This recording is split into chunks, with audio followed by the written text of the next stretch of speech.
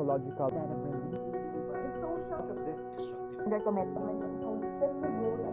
useless ecosystem, unproductive agricultural land, environmental degradation, pollution in the oceans, reduced fish harvest, and even human rights violations. Protesters endured barricades being ran over by vessels of mining companies. These are the realities of the people in Eastern Samar and MacArthur Leyte who are suffering from destructive mining in their communities. Meanwhile, the Duterte administration has always been confused and conflicted with their environmental policy on destructive mining. He can totally ban it, and the next thing we know, permits to resume operations are already afforded to mining companies. This is how it looks like in this administration. It has always been business as usual. So when people ask us about tunay na pagbabago, the only rational answer is, where? I am Ivan from Youth for Climate Justice in Eastern Visayas, and this is my rating for the Duterte administration. This is in solidarity with the people of Humunhon, Manikani, and MacArthur Leyte. Itigil ang pagmimina, tao at kalikasan muna. Personally, my assessment for this current administration is that it just keeps going in circles. I honestly don't understand the Philippine Energy Plan for 2016 to 2030 and its AFED roadmap for 2017 to 2040.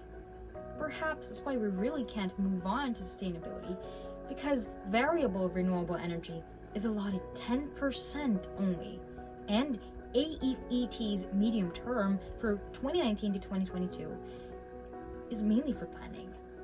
Parang nakakaloka po na ganyan lang ang magagawa. Di po ba? Nagdedeklara nga pero parang hindi naman natutupad. Kaya naman po, meron akong mungkahi sa last year in office ng presidente. Ang coal industry po ang naglagay ng kanilang produkto sa ating sistema. Sila ang mas higit na nakinabang dahil sila'y kumita rito. Sila rin ang may kakayanan at resources upang mapihit ang takbo ng ating enerhiya patungong renewable o cleaner energy. Pero bakit hindi natin sila totoong inoobliga?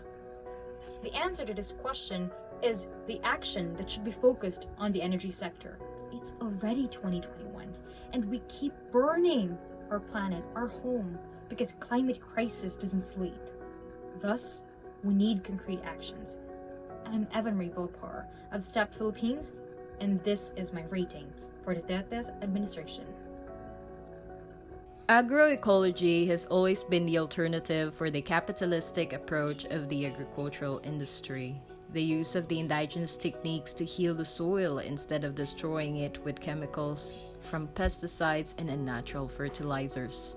The diversification of crops to make the farmers resilient from disaster, and creating laws that recognize the importance of biodiversity and protect it. Yet in this administration, the Department of Agriculture continues to promote hybrid seeds dependent with our chemical fertilizers to grow, instead of religiously implementing the organic agriculture law. In fact, we are concerned with the gradual entry of the genetically modified organisms, or GMOs, to our natural crops.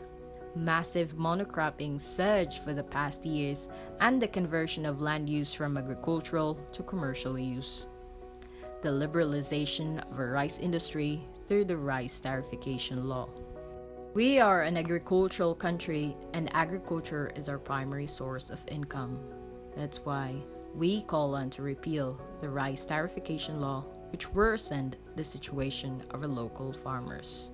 Strict implementation of the organic agriculture law to protect the agricultural industry and build the resiliency of the Filipino farmers. I am Jam Kailan, a Mindanaoan, and this is my rating for President Duterte. Climate change, fish migration, overfishing, coral bleaching, unsustainable reclamation projects, exploitation, mangrove degradation, black sand mining, displacement of fisher folks, and more. Our coastal ecosystems are threatened by the words that I just mentioned earlier. We are in a climate crisis, and our seas provide livelihood and food to our small-scale fisher folks. These fisher folk communities contribute to food security, and they should be protected and supported.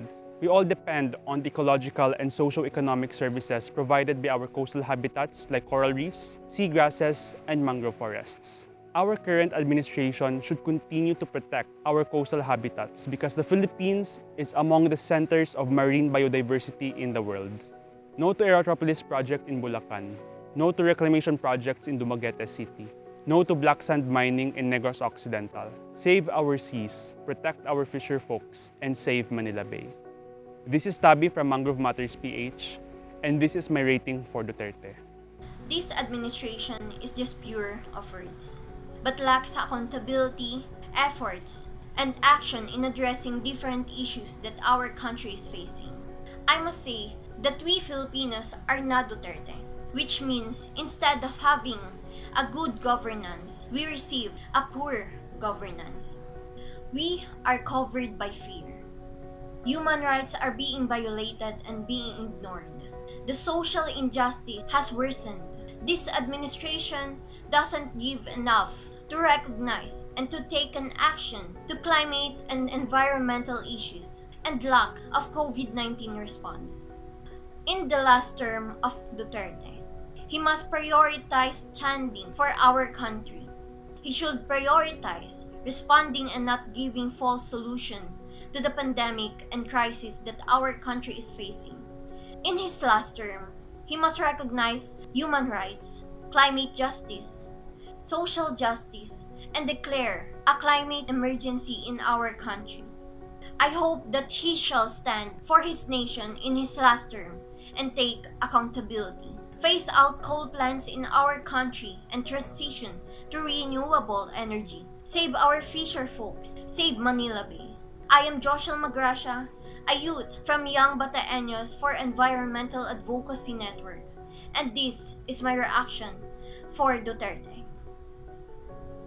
The threat to climate crisis cannot be separated from human rights issue because of devastating impact not just in our environment but the rights to life, basic needs, and democratic spaces of the environmental activists and movements. For 6 years under Duterte regime, we couldn't see a substantial change in addressing the climate crisis, but instead, another level of rhetorics, business as usual, repression, and remain firm to continue the capitalist system. Under Duterte, Philippines is ranked the second deadliest country in the world for people defending the environment with 43 killings. Activists and organizations are also facing imminent threats because of red tagging and profiling. The economic policy of the Duterte administration continue to allow big polluting companies like plastic corporations, mining, coal-fired plant, and fossil fuel to strive, instead of pushing for tougher regulatory measure to protect the people and the planet. The coal-fired plant in Kauswagan, for instance, fisherfolk communities are facing drastic disruptions of their livelihood. Mining operations in South UP, Maguindanao, Zamboanga, Caraga are continuously extracting the natural resources and ancestral land of the IP that caused displacement. We believe as part of the grassroots organization, communities in Mindanao are facing not only threat to armed conflict, but also another form of displacement caused by the climate crisis. We lost faith in the government's rhetoric to address the real change to climate crisis if the existing system remain unchanged. I am Rimar Alonsagay, climate activist in Mindanao, and this is my rating for Duterte. The Philippines is a major contributor to plastic pollution, even being one of the largest plastic polluters of oceans and rivers worldwide. Now, while we have seen some progress this year, such as the Anti-Single-Use Plastic Regulations Act, or House Bill 9147, which aims to phase out SEPs, being approved on the second reading, as well as more municipalities slowly adopting anti-SEP policies, considering the urgency and gravity of the plastic and climate crisis, these are simply not enough. We call for stricter implementation of pre-existing laws and policies on waste management, disposal, and wastewater treatment to help manage the waste that already exists. However, what we really need are long-term solutions that address the problem at the source and that focus on the reduction of plastic production and use to encourage sustainable consumption and help eliminate the plastic problem altogether. Considering this, we ask the government to institute a national law that not only disincentivizes the use of SEPs, but that bans the manufacturing and use of SUV products and packaging in the first place. The anti-SUV bill, though well-intended, is still problematic because it promotes false solutions like waste incineration, plastic offsets, and the use of plastic as an alternative fuel. These unsustainable waste management methods do more harm than good to the people and the planet, and only further encourage and justify more plastic production. Apart from this, we ask the government to impose stricter rules and regulations on corporations who are responsible for majority of plastic production, to hold them accountable, keep them transparent, and mandate these corporations to create more sustainable alternatives that will be affordable for all Filipinos. We believe that if we push for this agenda, we will be one step closer to solving the plastic crisis once and for all, and help fight the fight against climate change. My name is Chelsea, Greenpeace Better Normal Youth Champion, and this is my recommendation for Duterte. Nananatili ang katotohanan na mayaman ang Pilipinas sa likas na yaman, ngunit patuloy na naghihirap ang sambayanang Pilipino dahil hindi napapakinabangan ng mga mamamayan ang nararapat na para sa kanila. Patuloy na inaabuso ng mga dayuhang korporasyon ang ating mga kabundukan, karagatan at iba pa na nagre-resulta sa pagkasira ng existing ecosystem sa mga ito. Rampant ang land conversion at crop conversion na nagre-resulta naman sa imbalance sa kalikasan at naglalagay sa panganib sa ating food security. Sa pag-aaral ng lipunan, natutunan ko rin na ang pandarambong ng mga imperialistang bansa at malalaking korporasyon ang primaryang rason ng pagkasira ng ating mga likas na yaman. Pinapahintulutan palalo ng kasalukuyang administrasyon ang tuluyang pagkasira ng ating kalikasan sa pamamagitan ng mga batas at polisiyang nagtatanggal ng restriksyon sa mga dayuhan at lokal na korporasyon na walang sawang i-exhaust ang ating mga rekurso. Marami ang nasasagasaan ng pagkasira ng kalikasan para sa kapital. Nandyan ang pagbagsak ng kabuhayan ng maliliit na magsasaka at mangingisda at pag-abuso sa kanilang karapatang pantao. Ang mga batayan na ito ay sapat upang bigyan ko ng bagsak na grado at assessment ang pamahalaang Duterte. Muli, ako si Colleen Manibo, isang leader estudyante at isang aktivista. And this is my rating for Duterte. Development should never be at the expense of the environment and the future of the next generations. The indigenous peoples are in the forefront in defending and protecting the planet with the indigenous practices. Not only that, it promotes sustainable development that ensures no one is left behind, including the industrial civilization. While the indigenous peoples continue their struggle for self-determination and defending their rights for their ancestral domains, the Duterte administration pays little to no attention to their pleas. August 26 of last year, when President Duterte signed Administrative Order No. 32 that expedites the review and approval of the infrastructure process of the flagship projects on water security, including the Kaliwa Dam project. A 300-hectare forest cover will be destroyed for a 12 billion China-funded project. The Duterte administration failed to defend our indigenous people and their right to their ancestral domain and failed to uphold climate justice. It is remembered that the president has the duty to protect and defend the environment as the head of state, more so as mandated by the Constitution. President Duterte holds the ball in his hands to once and for all defend his people and the environment. Stop Kaliwa Dam project. I am Carmela Francesca Adelantar from Youth Strike for Climate Philippines, and this is my rating for Duterte. While the current administration has been very vocal on its advocacy for environmental protection, much of this rhetoric resulted in mere theatrics and spectacle, most of which, ironically, were conducted to the detriment of our environment. This did not translate into the passage of environmental legislation, which could have institutionalized various forms of protection for our environment and its defenders.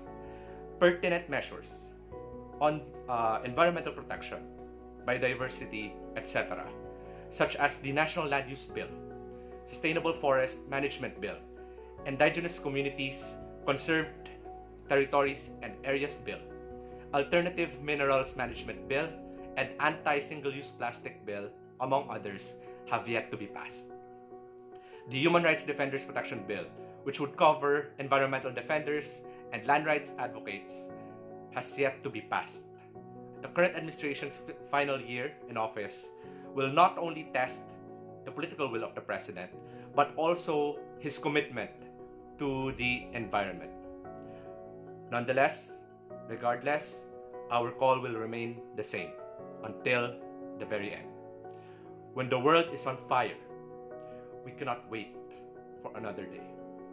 I am Brian Gonzalez, parliamentarian, and this is my rating for President Duterte. President Duterte has set strong calls for climate justice, especially in calling on governments of developed countries to strengthen their commitments. But the Duterte administration lacks domestic actions, despite saying that environment and climate should be a non-negotiable priority. To the President, this is your last chance to turn things around and to leave your mark. Take action to charge relevant government agencies and the Congress to adopt policies and enact laws to protect the climate on the basis of climate justice. We need strong policies and legislations to protect the rights of our people, especially the most vulnerable communities. Second, step up and hold fossil fuel companies accountable for their share of responsibility for the climate crisis. People are suffering while the biggest drivers of climate change remain on the loose. Right now, international courts are already recognizing the responsibilities to the climate crisis, Mr. President. The Philippines, as a vulnerable nation, must take action to hold them responsible too. Third is to ensure the Philippines' rapid and just transition to a low-carbon pathway through a massive uptake of renewable energy solutions.